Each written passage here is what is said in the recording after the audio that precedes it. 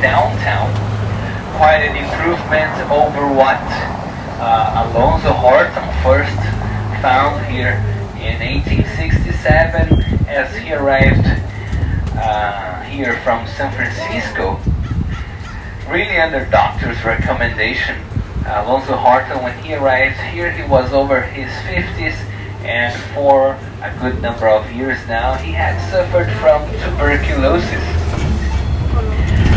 The doctor recommended the area here as it was customary at the time for its fair weather as a medicine to his tuberculosis condition, and also gave Lonzo Horton a little bit of a heads up, telling him that he had 3 years to live, which he did, and a good number of many more, as he passed in San Diego when he was over his 90s. One of the first things that he did when he arrived here in 1867 was to organize with City Hall a land auction event. He was pretty much the only person bidding for land at that event, as the locals here didn't believe that the area by the bay could become a busy port region. And at the end of that event, he had acquired for himself a little over 800 acres of what we see to our right and left sides, and also ahead of us. Once he had secured those 800 acres, he began mapping these streets we are driving on right now. And one of his top priorities when mapping these streets was to eliminate the need for alleyways, as Lonzo Horton was from the East Coast, and he hated alleyways, saying that alleyways only attract rubbish and rebels. 2 things that I don't need, he would continue, if I am to sell the place. So that is the reason why we have here in San Diego downtown all these extra short blocks. That's the planning of Lonzo Horton. Following that mapping of the streets here, he had to figure out how to begin populating the area. And the solution to that was to simply begin giving away mid-sections of the blocks to anybody who would promise him they would build on top of it. And that's how the first buildings began to appear here in the area, and people began moving to New Town, as the development was called here. Lonzo Horton was still left with a large number of corner lots that he was going to be selling at a premium. He had so many of those corner lots that he was even nicknamed Corner Lot Horton. If you guys take a walk around here, also a brief paragraph giving the history of each of these historical buildings here in the gas lamp. Our gas lamp stop is just here, and if you're disembarking, please remember to make use of the handrails.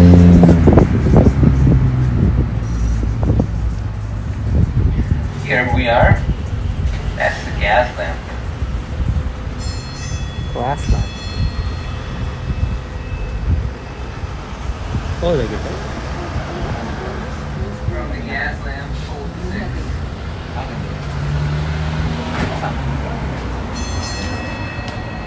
Now,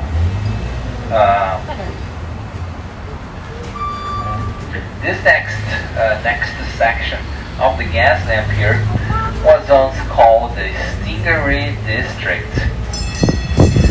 The area did become a busy port region as Lonzo Horton envisioned, and beginning in the late 1860s all the way into the first quarter of the 1900s, this area here was really the sailors' hangout place. and it was them who nicknamed the area the Stingery District,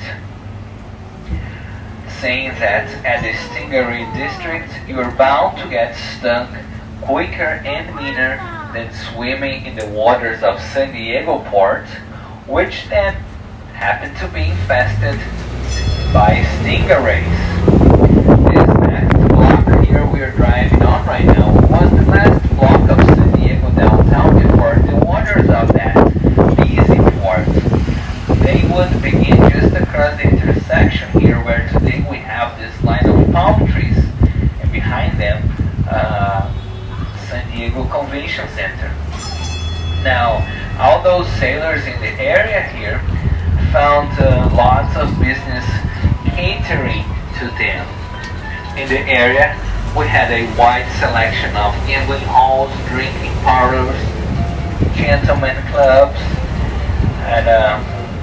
and sometimes we even had here opium dens. This really wasn't the most family-oriented part of town.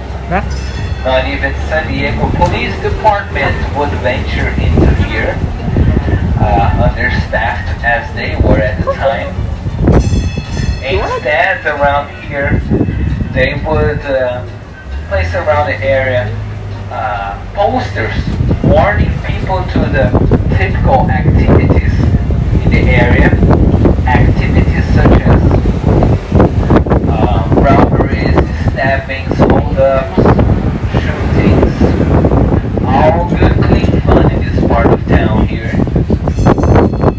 We even had here a famous American gunslinger, one called Wyatt Earp.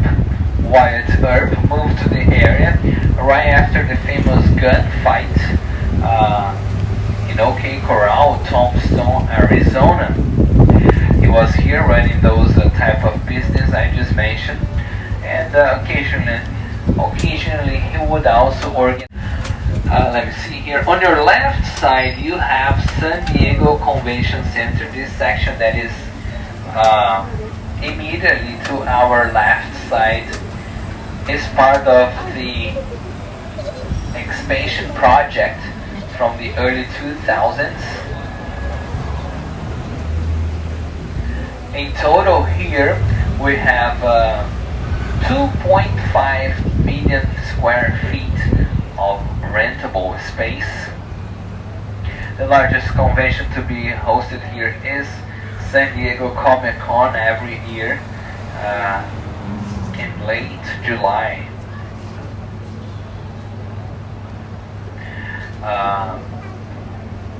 San Diego Convention Center. Now the section of the convention center that we are going to be finding to our right side, marked by these triangular shapes to the building, that's part of the original project from the mid-1980s, and we are now on our way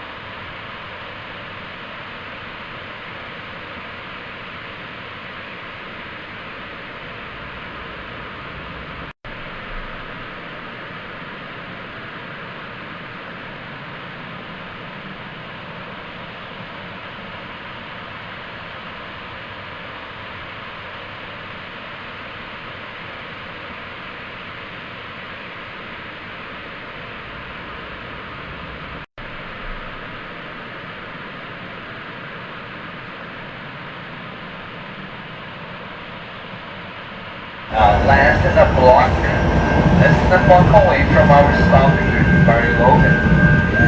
The park began in the 1960s when the bridge was built across the neighborhood, and also at the same time here we had Interstate 5 being built also across the neighborhood.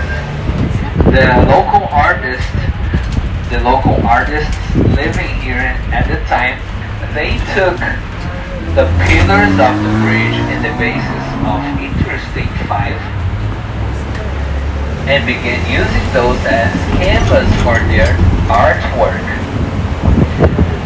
In the 1920s, the neighborhood here was home to the largest Mexican-American community in California. Their influx began to increase in the 1910s as they were fleeing the Mexican Revolution. And our stop here in Barrie Logan is just across this next intersection here. If you are disembarking, please remember to make use of the handrails. That's Barrie Logan. We're just about Candle Park is seen here ahead of us. It's gonna be on the left side as I take the turn here.